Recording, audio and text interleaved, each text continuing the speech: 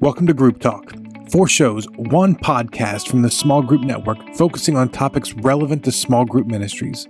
Whether you're in a church of 100 or 10,000, whether you're a volunteer or staff, we want to support, encourage, and equip you to lead well. So relax, listen, and enjoy Leadership Journey with Bill Search. Well, welcome to the Leadership Journey. I'm your host, Bill Search, and it is my thrill to introduce to you today Marjorie and Nick Allan. They serve as ministers of the Well Sheffield in England, and they are the authors of a newly released book, the XYZ of Discipleship. And I don't know about you, whenever I see a book on discipleship, I grab it. And in particular, when it is a resource designed to help us reach the next generation. And so, Nick, Marjorie, thank you for joining me today. Oh, it's a pleasure. Yeah, it's great to be with you, Bill. Thank you. And I just said you're authors and you pastor a church in Sheffield, England, but I didn't share much else. Tell us a little bit about yourselves and tell us a little bit about the Well and even your ministry to this next generation. Sure. So the Well is in a city called Sheffield. It's in the middle of England. We were talking earlier, Bill, about your background. We're not dissimilar. So we're in a kind of post-industrial city that's redesigning itself for the 21st century. And there are lots of young adults where we live. So we have 2 universities right in the middle of the city where we happen to live, where we have a church. And we've lived here ourselves for 20-ish years now. I grew up as a young adult here in a church with a strong discipleship culture. I was raised through and released early into leadership myself. And Marjorie and I have been leading and calling people originally from Generation X, which was our generation. And now we find ourselves in that position of leadership and wanting to raise young adults ourselves. We planted this new church about 5 years ago. In fact, it's our 5-year birthday coming up this weekend. Yeah. And it's a really fun setting for us. We are in an old church building. It's an old Methodist building, over about 100 years old, right on the street that now is right in the city centre with all the cafes and bars, the hub of social life of this urban centre. And so there we are as God's presence to disciple a new generation. And, you know, it wasn't that long ago when people were talking about this young Generation X. And now we're parents, we're trying to save money to put our kids through college, and there's a new young generation coming along. And when I read your book, one of the things that I just smiled throughout is you address some of the stereotypes, some of the things that are true and some of the things that are not true, because I just remember it was 25 years ago when people were saying all sorts of terrible things about how bad Gen X was. And now we're kind of running the place. So we apparently turned out all right somewhat, and gives me hope for this next generation. So I just want to start there. What are some of the stereotypes that are said about this next generation that aren't true? Maybe some of the ones that do fit. Sure. I presume that it is the same in the US press, but certainly in the UK, I think for a number of years, the millennial generation, or those known as Generation Y, received a lot of bad press. And they were dubbed words such as snowflakes, that they were flaky in character, they didn't commit too much, they were narcissistic, pleasure-driven, self-centered, selfie generation. And some of it is true. But I think a lot, as we spent time with this generation, we felt that much was unfair, and that it was vital as well that as we as the church in the UK began to see through a different lens, began to see this generation as the Father sees them, and to see some of the things that were dubbed as negative as actually their potential in life. And we've had real fun with that, with turning the lens, so to speak, to let me give you an example. They're known as the generation that maybe doesn't work as hard as their predecessors. You know, I've often read how they clock watch throughout the day and they leave the office early, and it annoys Generation X, their seniors, who are working in some of these corporate firms until late in the night. And you could see it like that, or you could see that these are very creative young people who work on the go, who do their emails in a cafe queue, who have great dreams as they sit in cafes and maybe not offices, and who really believe in that whole life balance and are just choosing to lead their life differently to maybe how they've seen our generation lead our lives and make choices. And sometimes they're not wrong in the choices they're making. So it's really important for us as the generation above them, I guess, to have that sense of open-mindedness as we consider some of these traits and perhaps how true they are or not. I really appreciate you pointed out. It's just a great reminder for those of us that are approaching this with that ministry mindset to see them as the Father sees them. Yeah. You know, to actually recognize that we shouldn't look with a worldly lens, but with a Christian lens, with a God-honoring lens. And into your query about whether or not this generation between England and the United States has similarities, I read your book. I didn't find anything in there that I thought, well, that's probably more England than the United States. I kind of think that this is a universal. These young people have grown up under very similar circumstances, at least in the Western world, that is. Yeah, Nick, what would you add to that? What would you say to, what are some of their best features? What is it that you love about working with this young generation? Yeah, as you say, Bill, I think there's a globalized generation in many ways now. They share the same cultural influences and so on, and some of the same language and outlook. And one of the things that we love is actually a positive kind of can-do outlook to this generation. So I would say Generation X, we were often accused of being cynical and kind of stepping back, dropping out, as it were, from actually solving some of society's problems. What I see in the 20-somethings and the teenagers around me is people who want to stand up and make a change. And they firmly believe that they can be the difference. And so you get a generation that's cause-driven. And so it might be environmental causes or social justice. We're seeing causes around racism right now, causes like inclusion, radical inclusion and love. And these guys will stand up and say, no, this what you're doing is not okay. And I love that. And actually, there are very many kingdom seeds within that. These are people who are looking for a better world, and they want to do it collaboratively. They believe in the strength of community. All these things that actually we see if we look in the New Testament, in the early church, there are a lot of seeds for the kingdom of God in the present, in the rising generations. And that's what really excites me. That really rings true in my own personal life. Just last night, I spent time talking to my second-year university student daughter who was in tears because she had seen a documentary about injustice where a wrongfully convicted man spent time in prison, and it bothered her to the point of tears. And I thought, as you said, Gen X, we tend to be a little maybe cynical. And so I thought, this is marvelous that she actually feels how God feels at injustice. That's deep caring. Yeah, I've found that a lot. That's a really interesting example. I think that this generation is deeply moved with compassion in a way maybe that amongst my peers, we sometimes took the attitude, what difference could we make? What difference would one voice make? And I noticed that with our teenagers and their peers and many of the students around us, their attitude is, we're going to be moved by the pain of others, and one voice can make a real difference. Another thing we love about this generation is that they are really looking for integrity and authenticity.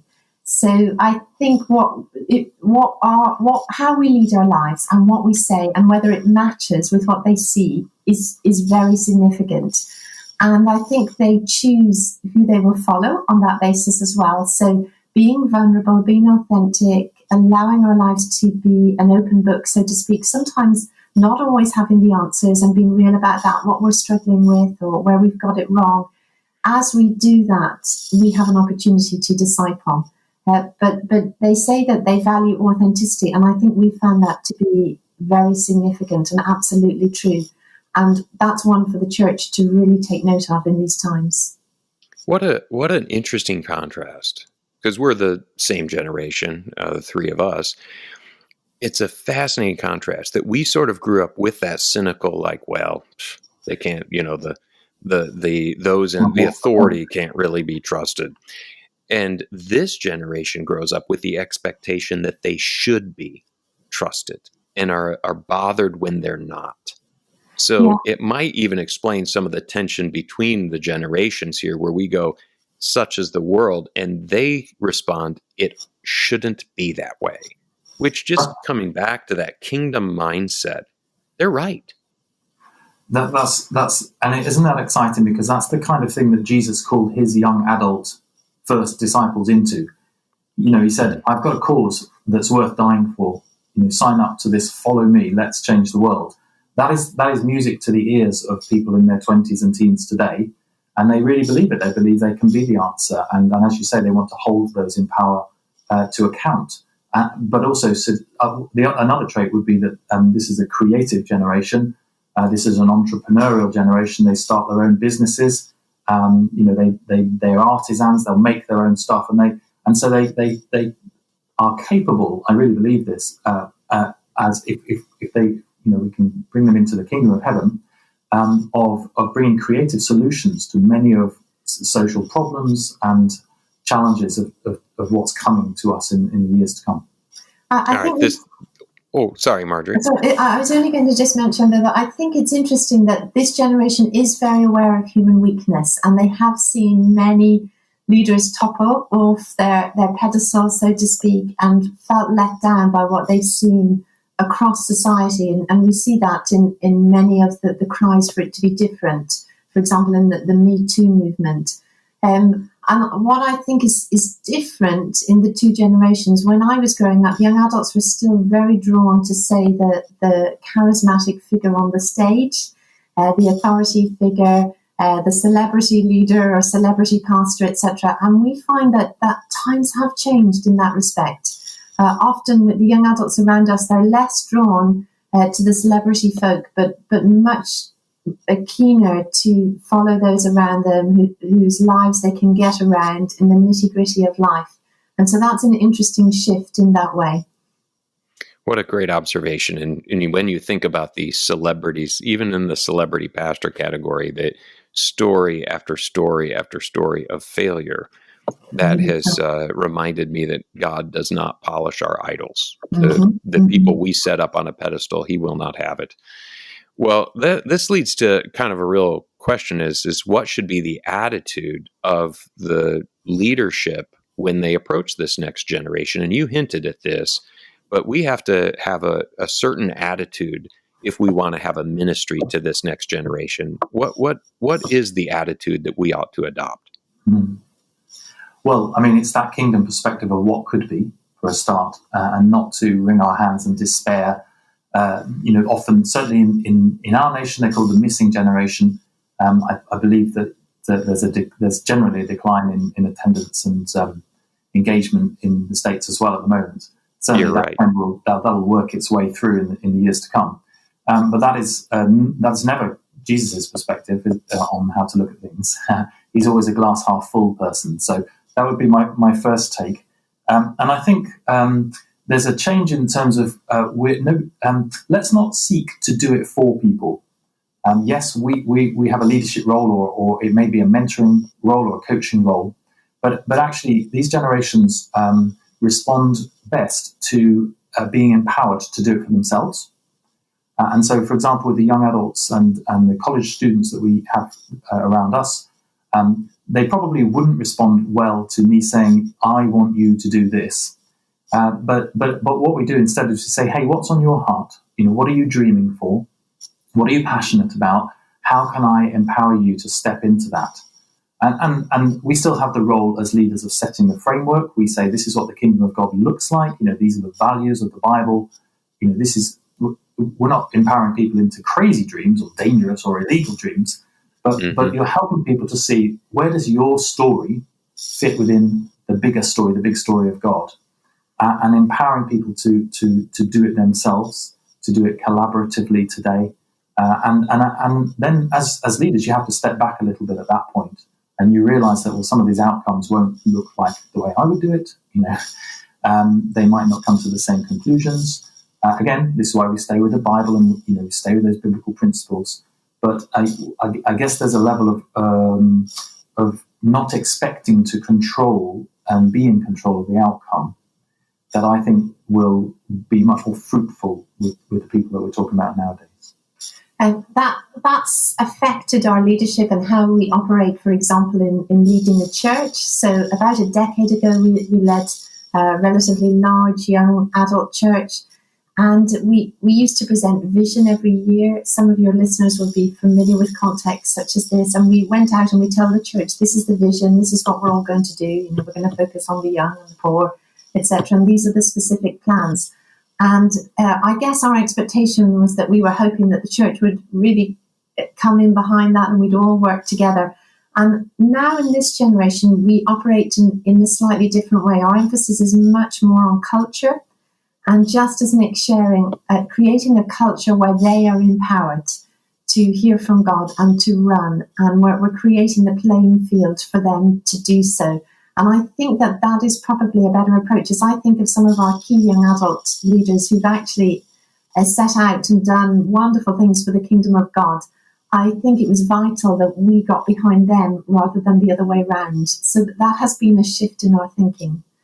Humility is key, isn't it? I think often the generation that goes ahead of one generation tends to see the negative or the weak traits, and with that sense of slight smugness, they don't see what they're like, and I know better. And I guess we got to ditch that if we're really going to see as the Father sees, and realize we didn't necessarily have the whole picture. We continue to not have the whole picture, and these guys can inform our thinking a lot as to where we have our blind spots. Wow, what a actually refreshing way of approaching ministry, truly. Because even as you mentioned, for the longest time, we've been fascinated with vision and talked vision, but instead this younger generation is more fascinated with establishment of culture. And it's good timing, because I don't know about you, I started to get worn out on vision personally. Yeah. I started to feel like a failure because it just felt like I was fantasizing in my visions, not, accomplishing something. So addressing what we can address, the cultural element, and reaching them that way. And there's still a place for vision, of course, but just to sort of retool that in a way that keeps the mission in front of us. So just a great reminder that the way we view other people will really reflect on how we minister to them. I'm reminded of something Henry Nouwen wrote in a book about the Desert Fathers. He basically said the way we view people is how we're going to treat them. So just having the proper view of them, that will make a big difference. Well, let me shift gears into a real practical piece here, because a lot of the people tuning in are deep in the trenches of small groups. They're either leading a small group, planning to lead a small group, or they're leading a small group ministry. And so one of the questions they might ask is, do small groups still work with this generation? Is it relevant? And if so, how do you best engage these young people in small groups? Well, I think the first part in answering that question is to say that the small is very significant for today, we believe, certainly with this situation that's no different for the US with COVID-19 at the moment, where we can't have the same crowds of people packed in locations and deliver talks to thousands or to hundreds from the one stage, and that is somewhat limited. The small is where I think we will really see God begin to move. So for small group leaders listening, we're saying to our community leaders here in the UK, this is a very significant time for the mid-sized group going forward, and a time through which we think God will really move, such as in New Testament times. So where do young adults fit into that? Well, I think we've found along the way that this generation loves us to come alongside them and to journey with them. They're not a generation that appreciates, as we've mentioned, being told what to do with a kind of preaching attitude, or even a set of notes. This is what we're going to cover in tonight's small group. That doesn't even go down well with our What a shame, and that was so effective, wasn't it? I mean, it was so effective to tell people what to do, and they would nod their heads in agreement and then not do it. So at least they're honest up front. And of course, we lied. He asked more questions than he ever answered, didn't he, Jesus? So they love questions. They love an environment where they can come and ask questions. We recommend to all our small groups in our church that you always eat together, because eating together is family, life around the table, whatever that looks like, whether people eat whole meals or they eat desserts and puddings together, etc. There's something of the heart and life that gets shared around the table. It's just family. And as we disciple, we find that some of the best conversations happen around the dishwasher, around the kitchen sink, around the table. So we create an environment where people can be open, which is slightly different to just coming in and doing, say, a Bible study or a prescriptive set of questions. They love to ask questions. We spoke actually at a ministry school in the States on the East Coast last year, and it was full of young people, and I was struck by the questions. They had so many questions around faith and culture and what we believed about healing, etc. So they're not lacking hunger for knowledge and hunger for God in that way. It's just creating environments where they can ask those questions in a safe way. Well, one of the things that you share in the book is this really compelling story of, as I recall, it's a young man who spent time in the garden of an older lady, if I remember the story correctly, and just the profound impact that she had on him. What would you say to the person who says, I'm just not cool enough to be around these people? I'm 60 years old, or I'm 50 years old, and I just don't even know where to begin. They're going to think I'm not cool enough. What would you say to that person? Yeah, I'd say it's probably the opposite is true today. Never discount yourself to do with age or life experience or background. It's just not true, and it's a delusion or a lie almost that we're telling ourselves now. But if you, what I have found is that people in their 20s, people in their teenage years now are really hungry to connect across the generations. So they will welcome people who are way older and completely different. Because, as I say, there's a lot less hierarchy anyway in the way that these generations perceive the world. You may be older, but you're not necessarily seen as an elder and so on today. And so they'll welcome contributions. There's always a role for that mentoring. So the story that you talk about is a lady, I guess she was in her 50s or 60s, and this young lad in his late teens, who was had a bit of a troubled background, but he would come to this family friend's garden, sit and just pour his heart out to her. And it turned out in years to come that she had been the biggest influence. Effectively, she'd been discipling him, even though they were very different from each other. And that's the key, isn't it? Jesus calls us to raise disciples who raise disciples who raise disciples. And everyone can do that. We all have an authentic story to tell. And these generations are the show and tell generation. They're looking for an experience of God. You and I can help people have an experience of God and the power of the Holy Spirit as well. And they're looking for authenticity. Does this person have a story? Are they trustworthy? Can I believe what they're saying? Can I see it in action? And so just as Jesus did, he called people to follow him. I would say it doesn't matter whether you're, who's cool anyway these days. I thought I was cool. It turns out my children tell me I'm not. Can't believe it. It's one of the rudest things our kids say to us. Yeah. And so never discount yourself. Actually, it's about, are you available? Will you give time? Can the person see that you care about them and that you love them? And that goes also for people who are perhaps wanting to start from scratch. There may be church contexts or small group contexts where people don't have many young adults around them anymore. That shouldn't be a major reason not to have a go either.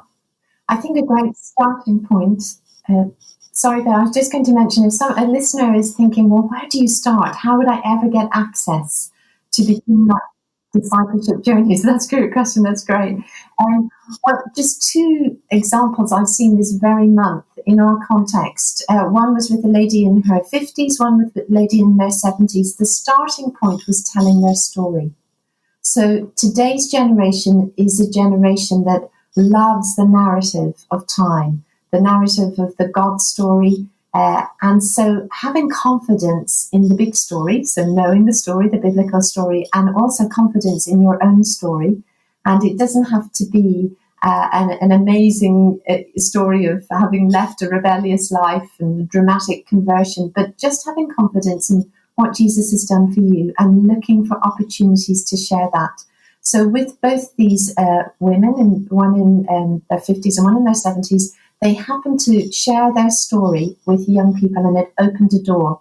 In one of the cases, she shared her story with a student that she met in the centre of the city, and they invited the student to dinner, and they shared their testimony again around the table, and the student was fascinated and asked some questions, and so they invited the student to explore the Bible story and their story within the Bible story. And so essentially they set up a Bible study, and the student then invited their friends to come and ask the big questions of life.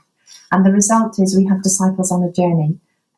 So I love things like that, because it shows we don't have to be cool, we don't have to have a ton of resources. It's just looking for opportunities. One of the things that I really loved in your book is this sense of hope. And that really struck me, because so often in the conversation about this next generation, there's the criticism, there's the barriers, but over and over and over, I found myself, as I was reading your book, thinking, I could do this. I can do this. And so it was a very encouraging and hopeful aspect. So last question, what would you tell people not to do? So I just said, built it up with hope. Now I turn negative because I'm a Gen Xer. So what would you say, this is not the thing to do.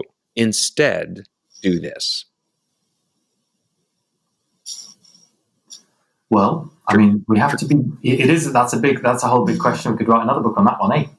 Hey, there's your sequel. There we go. Thank you. It's a good idea. I mean, one thing is we have to be brave, and we have to not do what we've always done. And there are church programs, and they have worked, but people in their 20s and their teens are pretty radically different these days. And so I would say, let's be brave and let's try different methodologies.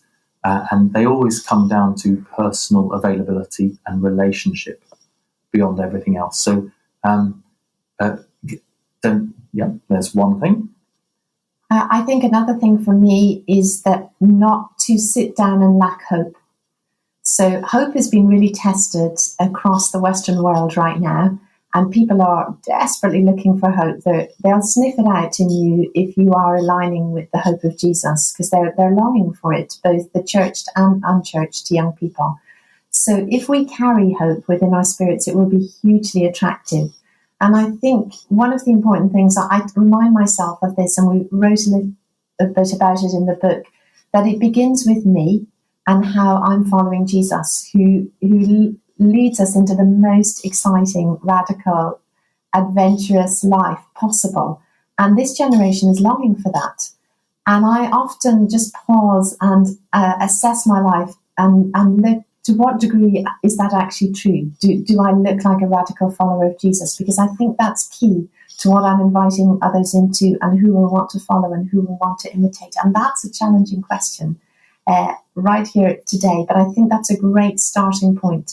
Am I following radical Jesus? Because if I am, it doesn't matter what age I am or what I look like, etc., that people will want to follow, because they are longing for that sense of experience, and this generation more than ever. What a terrific place to culminate our conversation, just as a reminder of hinting at the words of the Apostle Paul, follow me as I follow Christ. And While that sounds simple, it's incredibly profound. And so thank you. We have been talking with Nick and Marjorie Allan.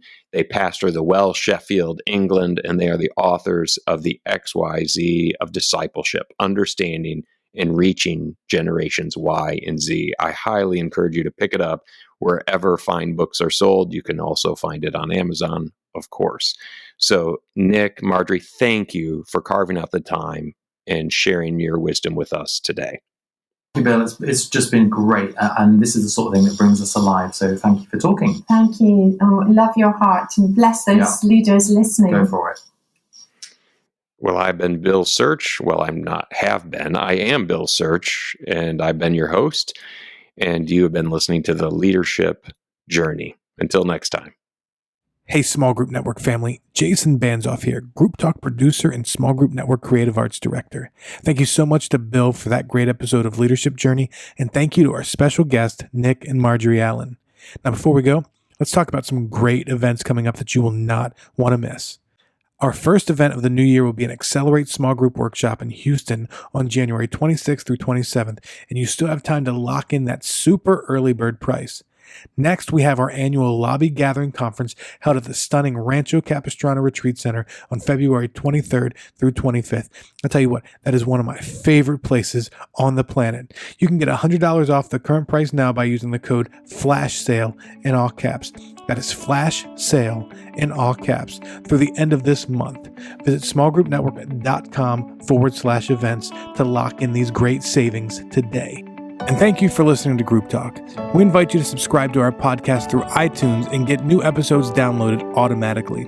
Also, if you enjoy this program, please take a few minutes to give us a positive rating on iTunes so that other small group point people can find us more easily. We encourage you to visit our website at smallgroupnetwork.com to access our library of free resources, connect to a huddle with other small group ministry leaders in your area, read our blog articles, or join us on our Facebook group. Don't forget to use the hashtag SGNet when engaging with your social media channels.